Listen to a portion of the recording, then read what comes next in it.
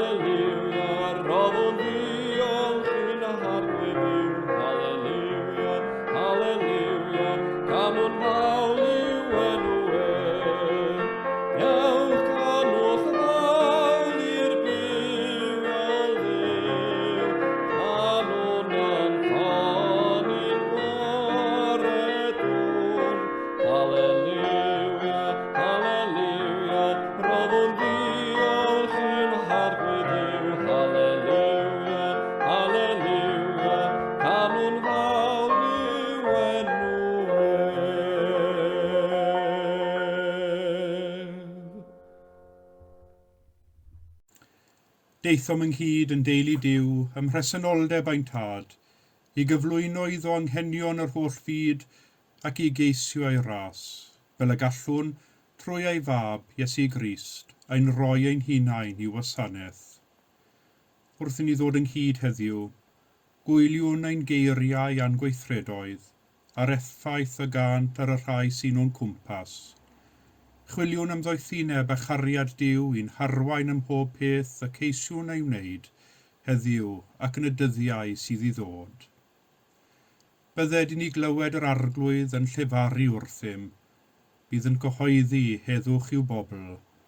Mae ei waredigaeth yn agos, mae ei ogoniant yn disgleirio'n hamgylch. Bydd cariad a gwirionedd yn cyfarfod, a chyfiawnder a heddwch yn cusanu ei gilydd. Felly cyffeswn ein pechodau wrth y tad, a cheisio e fyddeiant a'i dangnefedd. Dduw nerthol, maddau ni, pan fu ni fethu defnyddio ein hawdurdod i ddylanwadu ar daioni, ond yn hytrach ein dibynion ein hunain. Arglwydd trigar ha, arglwydd trigar ha. Dduw nerthol, maddau ni pan fu'n gweithredoedd frifo neu eithrio pobl eraill. Crist trigar ha, Crist trigar ha. Dduw nerthol, maddau ni pan fu'n i adael i hunanoldeb, ofn a balchder fod yn rhwystyr. Arglwydd trigar ha, arglwydd trigar ha. Dduw, maddau ni, boed i'n meddyliau yn geiriau a'n gweithredoedd dy glodfori di, a datgelu dy bresenoldeb wrth ath amcanion. Amen. Yr holl alluog Dduw sy'n maddau bawb sy'n wir a difeiriol, a drigyrhau wrthych a chryddhau o bechod, a'ch cadarnhau mewn daioni, a'ch cadw yn y bywyd tragwyddol, trwy Iesu Grist ein harglwydd. Amen.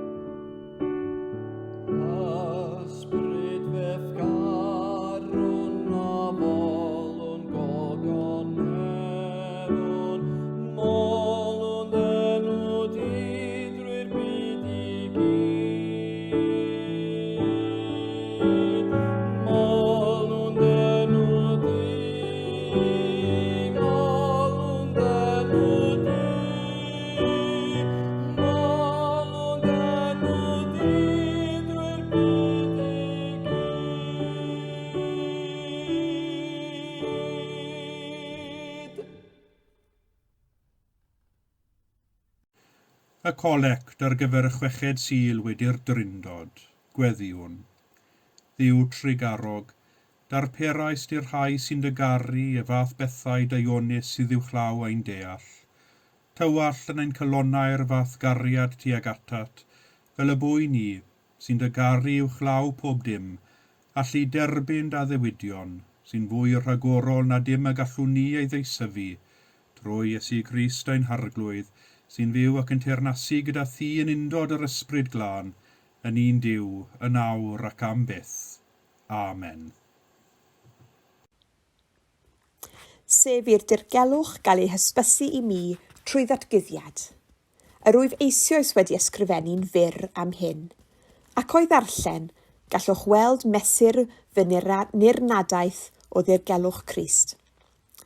Yn y cenedlaethau gynt, ni chafodd y dirgelwch hwn mo'i hysbysu i feibion dynion, ond yn awr y mae wedi ei ddatguddio gan ysbryd Duw yw apostolion sanctaidd a'r proffwydi.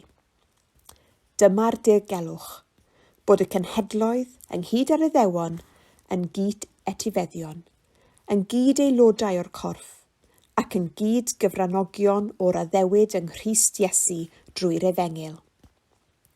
Dyma'r Efengil y deithim i yn weinidog iddi, yn ôl dawn gras Duw, a roddwyd i mi trwy weithrediad ei allu ef. I mi, y llain a'r lleiaf o'r holl saint, yr rhoddwyd y ddawn raslon hon, i bregethu'r cenhedloedd anchwiliadwy olyd Crist, ac i ddwyn i'r golau gynllun y dirgelwch a fi'n guddiedig ers oesoedd yn niw, criawdwr pob peth. Mwyn i ysblander am ryfal ddoethineb Duw gael ei hysbysu yn awr trwy'r Eglwys i'r tywysogaethau a'r awdurdodau yn y nefoedd. Y mae hyn yn unol a'r arfaeth dragwyddol a gyflawnoedd yng Nghrist Iesu ein harglwydd. Yr arglwydd yw fy mi gael, dilyn a fe bob dydd. Fem tywys at y dyfroedd, dilyn a fe bob dydd. Pob dydd, dilyn a fe bob dydd. Pob dydd, dilyn a fe bob dydd.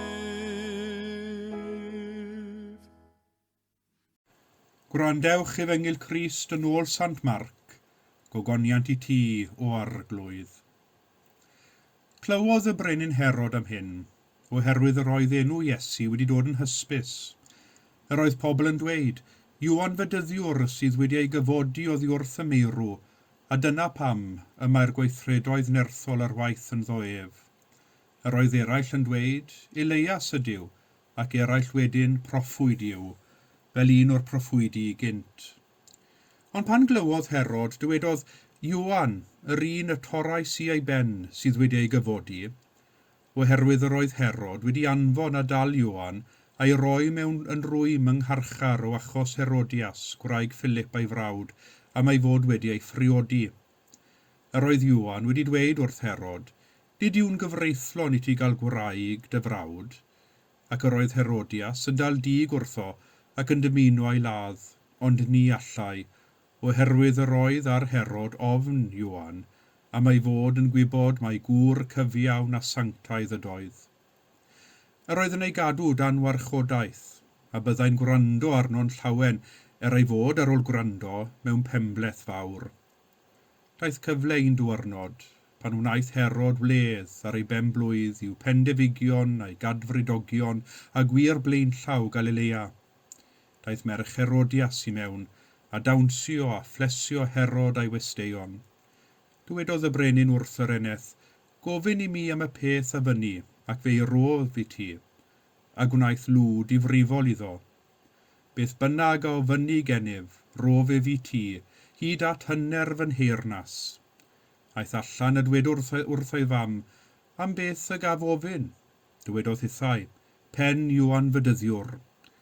A brysiodd yr eneth ar unwaith i mewn at y brenin a gofyn, rwyf am i ti roi mi y muned yma, ben Iwan Fedyddiwr ar ddisgyl. Aeth y brenin yn drist iawn, ond oherwydd ei lw ac oherwydd y gwesteion, penderfynodd beidio a thorri ei air iddi.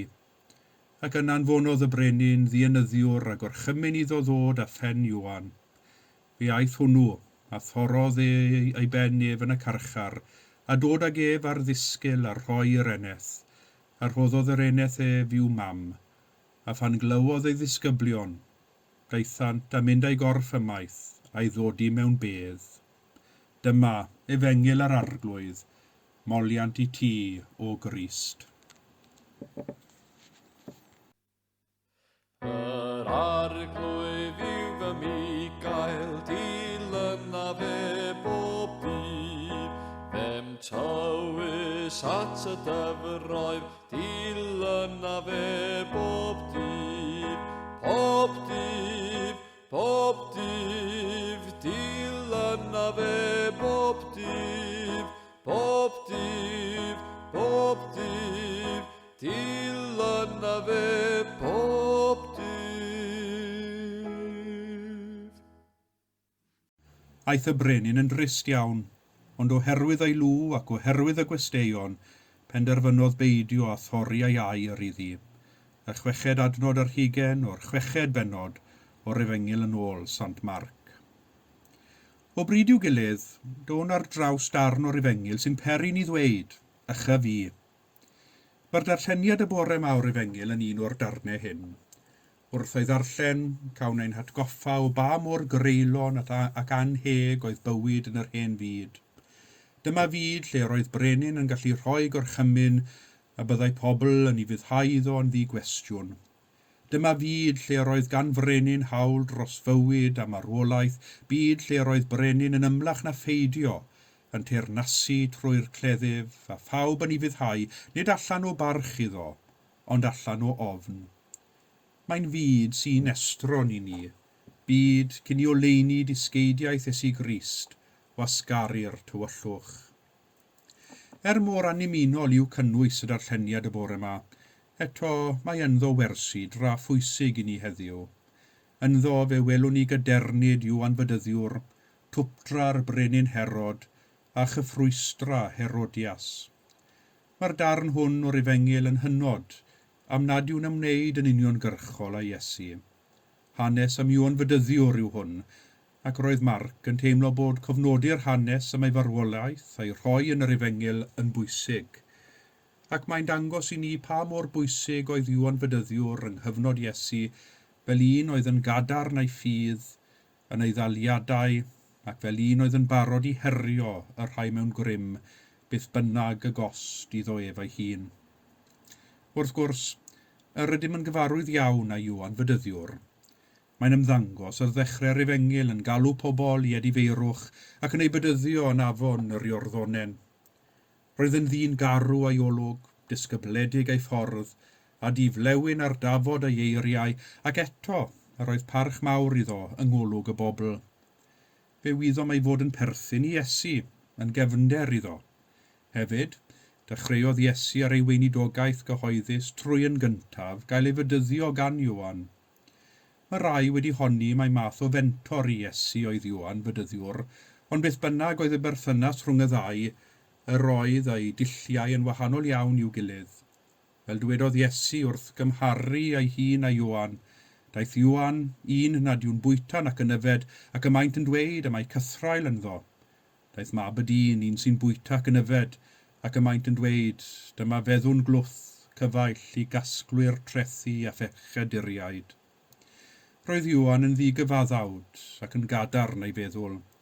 Roedd llefaru Caerdydd yn bwysicach iddo na phlesio dyn, ac yr oedd dweud y gwir yn bwysicach iddo na diogelu teimladau pobl.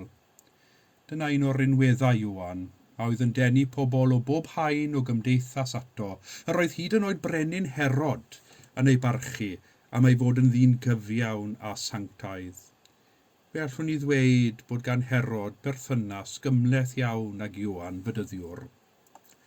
Ond wrth gwrs, dydy bod yn ddiflewyn ar dafod a llefaru'r gwir beth bynnag y gost ddim yn beth hawdd, ac mae'n gallu bod yn hynod o beryglus. Fe ddysgodd Ioan hyn ei hun yn weddol gyflym. Un peth yw galw pobl yn gyffredinol i ediferhau am eu pechodau.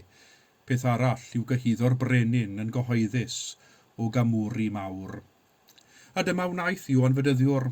Pan glywodd bod Herod wedi priodi gwraig ei frawd, nid oedd Ioan yn araf i ddweud bod y berthynas hon yn anghyfreithlawn yn ôl cyfraith yr Hen Testament.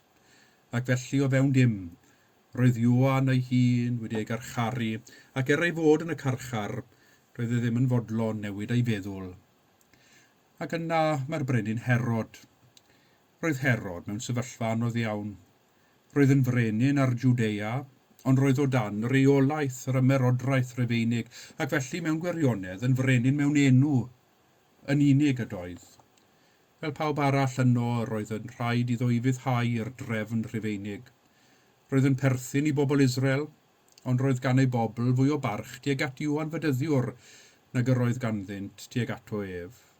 Felly, pan ddechreuodd Ioan fydyddiwr ei gyhuddo dorri cyfraith Duw trwy gymryd Herodias yn wraig, roedd hyn yn achos cryn gywilydd iddo, oherwydd ei fod yn gwybod bod y mwyafrif o'i ddeiliaid o'r un farn ag Ioan. Ond roedd gan Herod barch mawr tuag at Ioan fel proffwyd, ac arferai fynd i lawr i'w wrando arno a gwrando arno'n llawen. Nid oedd gan Herod unrhyw fwriad i ladd Ioan. Dwi'n siŵr y buasau wedi gobeithio byddai Ioan yn dod i dderbyn ei berthynas a'i wraig newydd. Ac yna'n olaf mae gennym Herodias i ystyried. Yn wahanol i Herod, roedd gan Herodias ddim parch o gwbl tuag at Ioan. A roedd hi'n dal dig yn ei erbyn am ei fod mor lleisiol ei farn yn erbyn ei phriodas a Herod. Ei bwriad hi oedd rhoi taw arno unwaith ac am byth, ond roedd ganddi hi mor awdurdod i wneud hynny, ac roedd hi'n deall fod gan ei gŵr ormod o barch ac ofn tuag ato i wneud unrhyw beth arall, ond ei gadw yn y carchar. Ond fe arosodd hi am ei chyfle. Yn ystod dathliad penblwydd a Herod mewn hwyliau da ac wedi cael ei swyno gan y dawnsio, yn fyrbwyll ac heb feddwl am y canlyniadau, fe dyngodd lŵd difrifol a dywedodd, gofyn i mi y peth a fyny, ac fe rodd fi ti, beth bynnag a ofynnu gennyf, ro fe fi ti, hyd at hyner fy nheyrnas. Yn yr hen fyd, os oedd rhywun yn tyngu llw, roedd dim mynd yn ôl ar y llw hwnnw. Yr oedd yn gytundeb cyfreithlon, a byddai mynd yn ôl ar y llw a'r llw hwnnw wedi wneud o flaen tystion, yn dwy'n sarhad a gwarth ar y sawl oedd yn ei dorri. Mor ddifrifol a rhwymedig oedd tyngu llw yn yr hen fyd. Yr oedd llyfr y dehyrebion yn argymell cymryd pwyll mawr cyn ei dyngu. Ond oedd Herod ddim wedi cymryd y fath bwyll, a phan ofynnodd merch Herodias am ben Iwan Fedyddiwr ar ddisgyl, doedd dim y gallai Herod ei wneud, ond cyflawni ei dymuniad, mor wrthyn oedd hynny iddo. Yr oedd Herod wedi rhoi ei air, ac yr oedd yn rhaid iddo ei gadw beth bynnag y gost. Ac felly y bu. Diynyddiwyd Iwan Fedyddiwr ar orchymyn Herod, a hynny yn erbyn ei ddymuniad efo'i hun. Roedd ei ferbwylledd a'i awydd i gadw ei hunan barch yng nghwmni ei holl westeion, pendifudion pwysig ei deyrnas, wedi periddo wneud yr hyn oedd yn erbyn ei gydwybod ei hun, a mawr oedd ei dristwch a'i siom, o'r o'r gorchymyn i ladd proffwyd, yr oedd yn ei barchu cymaint. Beth fydde wedi digwydd, tybed, petai Herod wedi dilyn ei gydwybod, a thorri ei lw a'i air, a hynny achub bywyd dyn di-eog, yn hytrach na phoeni mwy am ei enw da ei safle ei hun, a chadw wyneb yng ngwydd ei westeion pwysig. Pwy a wyr. Ond wrth edrych ar yr hanes hwn, fe welwn ni foes wers. Fe welwn ni y pwysigrwydd o gymryd pwyll cyn rhoi ein gair, o beidio a gweithredu'n fyrbwyll ac yn ddifeddwl fel Herod, ond i pwyso a mesur yn ofalus, a pheidio a gadael i bwysau disgwyliadau pobl eraill yn llethu ein gorfodi i wneud yr hyn y mae ein cydwybod yn dweud wrthym, a'i fod yn anghywir i wneud. Yn hytrach, dylem ym mhob peth, gadael i oleini disgeidiaeth Iesu Grist, liwio ein penderfyniadau a'n gweithredoedd, a meddwl yn ofalus am y canlyniadau, fel ym mhob peth, y ceisiwn ewyllus ein tad nefol, lles ein cyddyn, a ffyniant y gwirionedd yn ein byd, mwyn ei enw. Amen.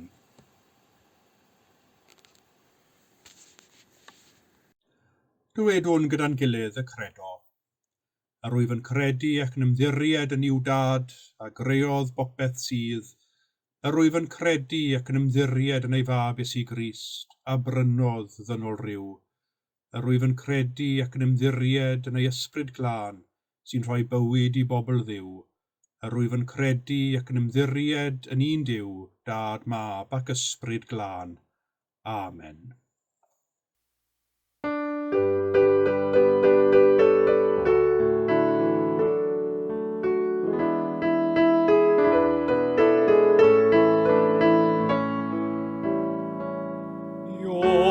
Fi'n offeryn dy hedd, lle bo casin eb dofadd gariadu, a lle bod agrau gadim bod a gwen, cyfannu'r holl raniadau boed i mi, o argwydd yw na dim geisio dim, gan eraill eithrodd i boed i mi. Na boed dim hawlio dim i mi na byd, ond rhoi eraill fy fomraint o hyd. Ior gwna fi'n offeryn dy hedd, lle bo amheuaeth boed dim ddangos ffydd, a lle bo gofid dofath o baith di. Dwellwch boed dim ddod â golau ddi.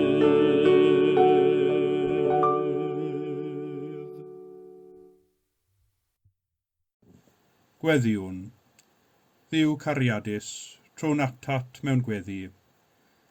Gweddiwn dros yr rhai sydd â'i lleisiau wedi eu tewi, dros yr rhai sydd wedi eu tewi am siarad yn erbyn llygredd a thros gyfiawnder. Arglwydd, yn dy drigaredd, gwrando ein gweddi. Dros yr rhai sydd wedi eu tewi am siarad yn erbyn trachwant, a thros ddosbarthu a tecach o gyfoeth. Arglwydd, yn dy drigaredd, gwrando ein gweddi. Dros yr rhai sydd wedi eu tewi am siarad yn erbyn creulondeb at anifeiliaid, a thros ddewisiadau eraill, mewn mwy gwaraidd. Arglwydd, yn dy drigaredd, gwrando ein gweddi. Dros yr rhai sydd wedi eu tewi am siarad yn erbyn difwyniad, a thros atebion mwy caredig i'r ymgylchedd. Arglwydd, yn dy drigaredd, gwrando ein gweddi. Dros yr rhai sydd wedi eu tewi am ddweud y gwir, am bethau sydd wedi eu cadw'n gudd. Cadw'n hwn gryf pan gant ei bygwth, a bydd gyda nhw pan wynebant berygl a marwolaeth. Arglwydd, yn dy drigaredd, gwrando ein gweddi. Dy roi ni ras fel na fyddwn yn ofni bod yn gyhoeddwyr y gwir, ac i fod yn llais ac yn gydwybod i ti yn y byd heddiw. Arglwydd, yn dy drigaredd, gwrando ein gweddi. A gweddiwn gyda'n gilydd. Nefol dad, diolchwn i ti am ein cartrefi a'n teuluoedd, am fwyd a dillad, ac am bob hapusrwydd a gall rieni a phlant ei rannu.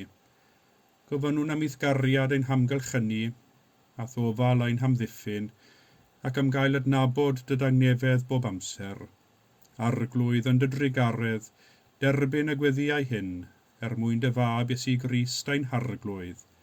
Amen. Fel y dysgodd ein hiechawdwr ni gweddiwn yn hyderus, ein tad, hwnnwyt yn y nefoedd, sancteiddiau'r denw, deled y deyrnas, gwneler dewyllus, megis yn y nef felly ar y ddeiar hefyd. Dyroi ni heddiw ein bara baenyddiol, a maddau ni ein dyledion, fel y myddeiwn unna ein dyledwyr, ac nac arwain ni brofedigaeth, eithir gwared ni rhag drwg, gan iseiddot ti o'r deyrnas a'r gallu a'r gogoniant, yn oes oesoedd. Amen.